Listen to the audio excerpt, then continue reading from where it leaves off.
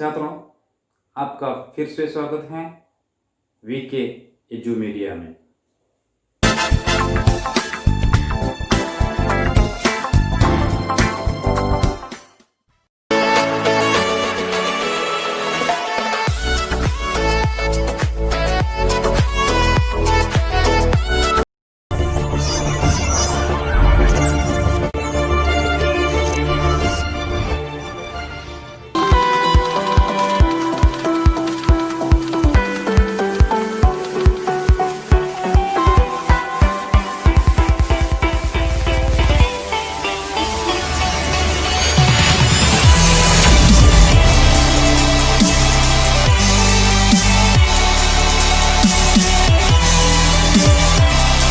छात्रों, पिछले क्लास में हम लोगों ने बेटी के नाम नामक पत्र का पहला भाग पढ़े हैं। आज हम इस पत्र के दूसरे अनुच्छेद देखेंगे। आप लोग जानते हैं कि पिछले क्लास में हम लोगों ने एक प्रश्न दिया था, है ना? तुम लोग शायद उस प्रश्न का उत्तर लिखकर अपने अध्यापकों को दिखाया होगा। दिखाया है ना? ठीक है, अच्छा, बहुत अच्छा। आज हम चर्चा करेंगे इस पाठ के दूसरे अनुच्छेद को। पहले अनुच्छेद में हम लोगों ने देखा है कि बहादुर शाह जफर की बड़ी बेटी कुलसुम जमानी बेगम ने एक पत्र अपने बाप को पहुंचाया था।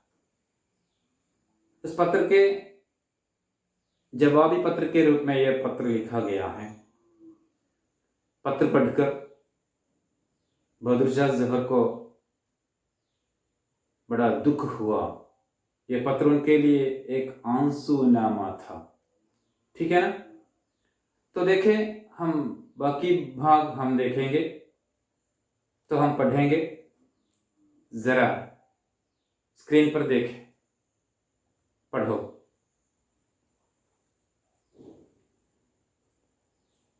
सच कहती हूँ, दिल्ली वाले मुझको रोते होंगे। वे क्या यह नहीं जानते कि मैं भी उनको रोता हूँ। मैं तो जिंदा बैठा हूँ, वे तो बिना आई मौत मर गए। कितनों के बाप, कितनों के बेटे, कितनों के भाई फांसियों पर चढ़ गए। कितने बच्चे यतीम हो गए, कितनी औरतें बेवा हो गई। घर लुट गए नहीं बल्कि खोद डाले गए और उन पर हल चलवा दिए गए। दिल्ली में जब मेरा मुकदमा चल रहा था, उसी ज़माने में तबाही और बर्बादी के किस्से सुने थे। मेरे यहाँ आ जाने के बाद पता नहीं और क्या क्या परेशानियां शहर वालों पर पड़ी होंगी। अब हंसे या रोए कोई फ़ायदा नहीं, हम सब काले पानी में हैं। अपने वतन दिल्ली से सैकड़ों कोस दूर, घर से जुदा और ऐसे जुदा कि अब जीते जी किसी से मिलने की आस नहीं है। मुझे याद आया जब तुम्हारी शादी हुई थी और गालिब और जौक ने तुम्हारी बारात की अगवानी के सहरे लिखे थे। अब यहाँ न वो लाल किला है और न पहरेदार, बस लकड़ी का एक पुराना सा मकान है जो बरसात में टपकता है और जिसमें 2-4 कमरों के सिवाय ज़्यादा गुंजाइश नहीं है। ठीक है, पढ़ा है ना इस पत्र का दूसरा अनुच्छेद। दूसरे अनुच्छेद में हम देखेंगे कुछ नए शब्द होते हैं, अपरिचित शब्द होते हैं। पहले हम इस शब्द का परिचय पाएंगे, देखेंगे। एक शब्द है फांसी। इसका अर्थ क्या है? फांसी शब्द का अर्थ है, मलयालम में हम कहते हैं तूक गया। और एक शब्द है यतीम। यतीम शब्द का अर्थ है अनाथ। और एक शब्द है बेवा। बेवा शब्द का अर्थ है विधवा। बेवा, विधवा।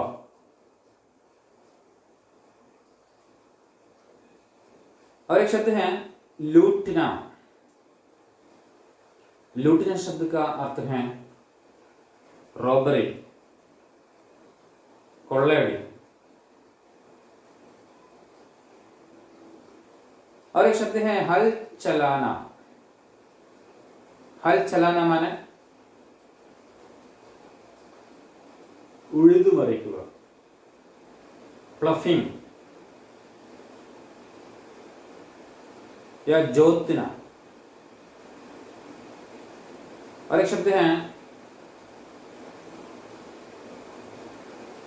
एक शब्द है मुकदमा, सूट, केस। और एक शब्द है तबाही। तबाही शब्द का अर्थ है नाश। और एक शब्द है बर्बादी। बर्बादी शब्द का अर्थ भी नाश है। और एक शब्द है काला पानी। शायद तुम लोग सुने होंगे काला पानी शब्द। काला पानी शब्द का अर्थ है टू एक्साइल, नाड़ कड़ത്തുക। और एक शब्द है वतन। इसका अर्थ है देश। वतन का अर्थ है देश। और एक शब्द है कोस। कोस एक दूरी का माप है। एक कोस 2 मील यानी 3 किलोमीटर। और एक शब्द है जुदा होना। जुदा होना मतलब है अलग होना। अलग होना माने വിട്ടു നിൽക്കുക। ठीक है, जुदा होना, अलग होना, विटु निल्कुക। और एक शब्द है आस। आस शब्द का अर्थ है आशा। ठीक है, तो ये शब्द आप लोग समझ लिए हैं और अब हम पाठ देखेंगे। क्या तैयार है ना? सच कहती हो दिल्ली वाले मुझको रोते होंगे, वे क्या नहीं जानते कि मैं भी उनको रोता हूं। यह पत्र पढ़ने के बाद बदरुशाह जफर बड़े दुख के साथ कहते हैं, सच कहती हो, अपनी बेटी ने सच कहा है। तुम सच कहती हो, दिल्ली वाले मुझको रोते होंगे। दिल्ली के लोग मुझको रोते होंगे माने मेरे बारे में सोचकर रोते होंगे, दुख प्रकट करते होंगे। वे क्या यह नहीं जानते कि मैं भी उनको रोता हूं। लेकिन केवल दिल्ली वाले ही नहीं रोते हैं, मैं भी उनके लिए रोता हूं। मुझे भी उनकी हालत के बारे में सोचकर बड़ा दुख है। यहाँ राजा को भी दुख है और लोगों को भी दुख है। क्यों ऐसा हुआ होगा? जब हम अपने प्यारे लोगों की बुरी हालत देखकर हमें दुख होता है, तो यहाँ बहादुर जफर की बुरी हालत देखकर दिल्ली वालों को दुख है। उसी प्रकार दिल्ली वालों के बारे में सोचकर राजा को भी दुख है। कारण क्या होगा? क्यों ऐसा कहता है?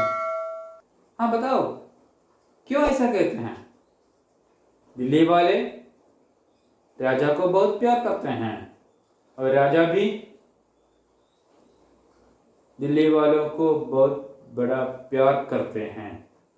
तो यहाँ राजा और प्रजा के बीच का जो संबंध है, प्यार का जो संबंध है, यहाँ बहादुर शाह जफर के गुणों के बारे में यहाँ वर्णन है। वे अपने लोगों को बहुत अधिक प्यार करते हैं। उसी प्रकार लोग भी राजा को बहुत अधिक प्यार करते हैं। इसलिए वे ऐसा कहते हैं कि दिल्ली वाले मुझको रोते होंगे, मैं भी उनको रोता हूं। तो दोनों को दुख है, दिल्ली वालों को भी दुख है और राजा को भी दुख है। ठीक है ना?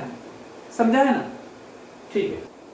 मैं तो जिंदा बैठा हूं, वे बिना आई मौत मर गए। मतलब क्या है?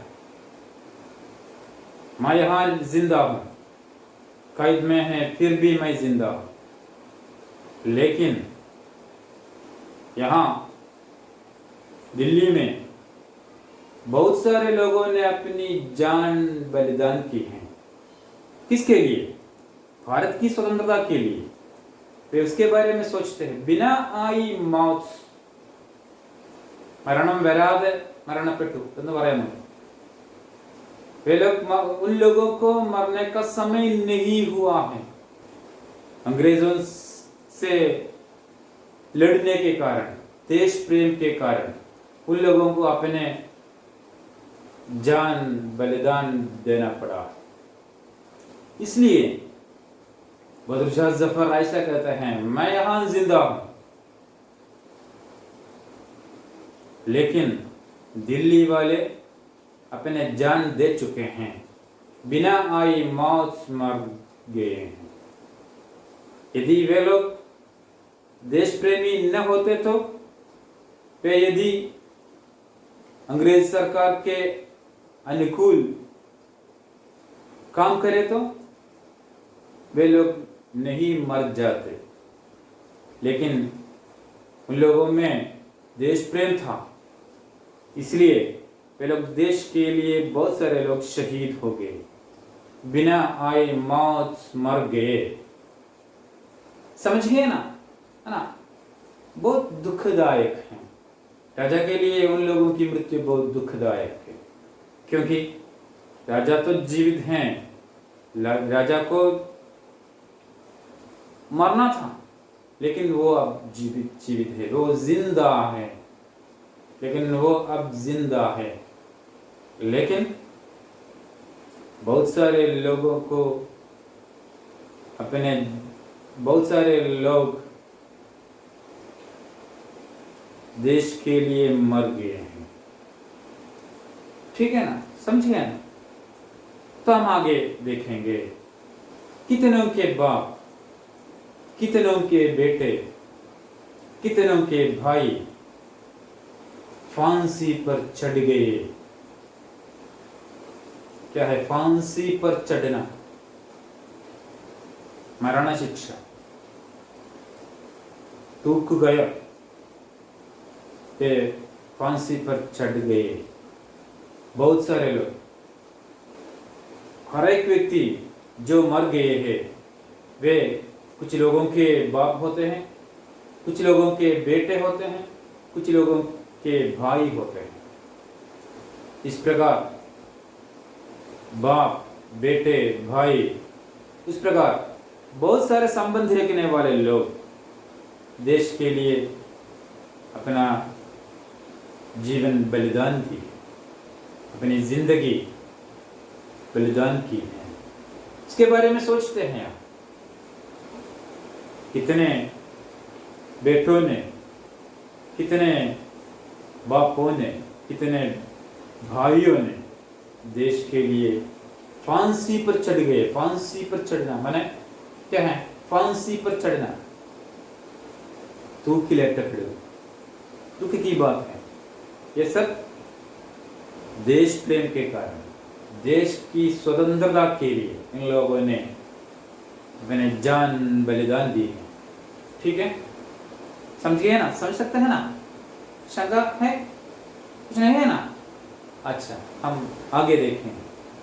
कितने बच्चे यतीम हो गए, कितनी औरतें बेवा हो गई, कितने बच्चे यतीम हो गए। यतीम माने अनाथ, बाप की मृत्यु के बाद बहुत सारे बच्चे अनाथ हो गए, और पति की मृत्यु के कारण बहुत सारी औरतें विधवा हो गई, बहुत सारी औरतें विधवा हो गई। बहुत दुख की बात है। बहुत सारे लोग, बहुत सारे बच्चे यतीम हो गए या अनाथ बन गए, और बहुत सारी स्त्रियां विधवा हो गई। ठीक है, घर लूट गए नहीं, बल्कि खोद डाले गए और उन पर हल चलवा दिए गए। दिल्ली में जब स्वतंत्रता की लड़ाई हुई तो दिल्ली वासियों के घर की हालत है। दिल्ली में जब मेरा मुकदमा चल रहा था, उसी जमाने में तबाही और बर्बादी के किस्से सुने थे। जब मुकदमा चल रहा था, मुकदमा माने कोर्ट केस, दिल्ली में बहादुर शाह जफर को पकड़ा गया था और उसके मुकदमा चल रहा था, वहां केस चल रहा था, कोर्ट केस चल रहा था। उस समय दिल्ली में जो अत्याचार हुआ था ब्रिटिशों की ओर से, उनके घर लूट गए और उनके घरों की बर्बादी की गई, उनके घरों की बर्बादी की गई। बहुत बुरी हालत थी उन लोगों की। इसका जिक्र है ये, इसका वर्णन है। ठीक है ना। मेरे यहां आ जाने के बाद पता नहीं और क्या परेशानियां शहर वालों पर पड़ी होगी, इसके बारे में उसको जानकारी नहीं है। जब वो दिल्ली में था, उसी समय से लेकर वहां के लोगों के प्रति अत्याचार होती थी। लेकिन जब वो रंगून में पहुंच गया कैद होकर, उसके बाद कौन कौन सी परेशानियां हुई होगी, उसके बारे में वे आशंकित हैं। बहुत सारी परेशानियां जरूर हुई होगी, है ना। ब्रिटिशों ने भारत के निवासियों पर, दिल्ली वासियों पर बहुत सारे अत्याचार किए थे। इसके बारे में सोचकर वे बहुत परेशान है, वे बहुत दुखित हैं। ठीक है, और क्या क्या परेशानियां हुई होगी इसके बारे में वे चिंतित हैं। चिंतित माने दुखित हैं। ठीक है, പരേശാനിയ പ്രയാസങ്ങൾ റംഗൂണിൽ എത്തിയതിനു ശേഷം ഡൽഹി നിവാസികൾക്ക് എന്തൊക്കെ പ്രയാസങ്ങൾ ഉണ്ടായിട്ടുണ്ടാകും, അതിനെക്കുറിച്ച് അദ്ദേഹം ആശങ്കപ്പെടുകയാണ് ചെയ്യുന്നത്. अब हंसे या रोए कोई फायदा नहीं, इस विषय पर हंसने से रोने से कोई फायदा नहीं है. हम काले पानी में हैं. क्या है काला पानी? काला पानी माने हम लोगों ने पहले बता दिया है कि देश से निकालना, देश से निकालने का दंड देना, नाड़ कड़तुना शिक्षा. इसको कहाँ भेजा था? रंगून में भेजा था. काला पानी में उसे भेजा था। तो अब हंसने से रोने से कोई फायदा नहीं। क्या इसका मतलब क्या है? इसका मतलब तो यह है कि वे निस्सहाय हैं। बादशाह निस्सहाय हैं। He is helpless. कुछ भी नहीं कर सकते। हंसने से रोने से कोई फायदा नहीं होता है, क्योंकि वो तो काले पानी में है, रंगून में है। दिल्ली वासियों के लिए वे कुछ नहीं कर सकते हैं। इसके बारे में सोचकर वो बहुत दुखित हैं। ठीक है। अपने वतन दिल्ली से सैकड़ों कोस दूर, घर से जुदा, और ऐसे जुदा कि अब जीते जी किसी से मिलने की आस नहीं है। दिल्ली से सैकड़ों कोस दूर, कोस माने 2 माइल्स, 2 मील माने 2 माइल्स, 3 किलोमीटर। और घर से जुदा, ऐसे जुदा कि जीते जी किसी से मिलने की आस नहीं है। घर से जुदा, जुदा वेरबाड़, अगले।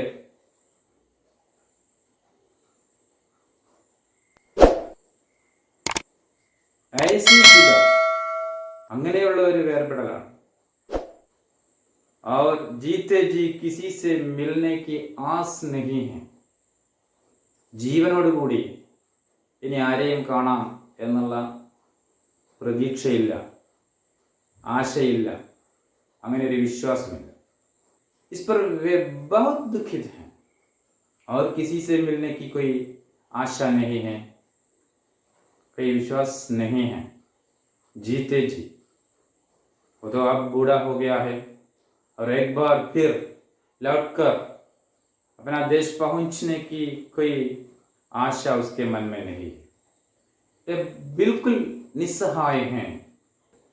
अपने प्यारे दिल्ली वासियों के बारे में सोचकर वे बहुत चिंतित हैं, दुखित हैं।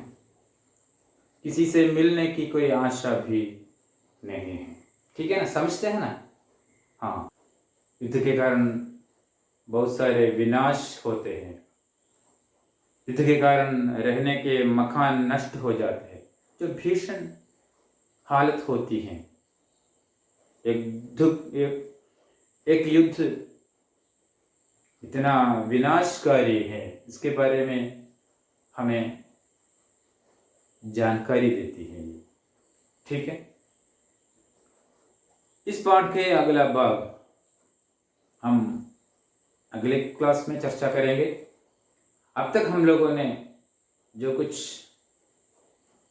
बातों के बारे में चर्चा की है, उसके आधार पर हम एक आध प्रश्न भी देखेंगे। ठीक है ना? खुश है ना? हम प्रश्न देखेंगे। देखो,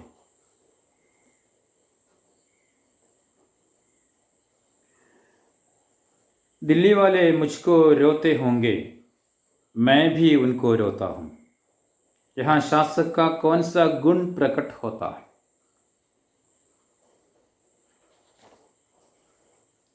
और एक प्रश्न है, बहादुर शाह जफर कहां कैद में हैं?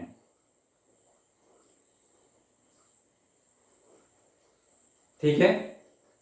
आप लोगों को इन 2 प्रश्नों का उत्तर अपने नोट पुस्तक में लिखना है और अध्यापकों से मदद ले सकते हैं। कोई शंका है तो अध्यापक से पूछ सकते हैं। आज हम समाप्त करेंगे। धन्यवाद।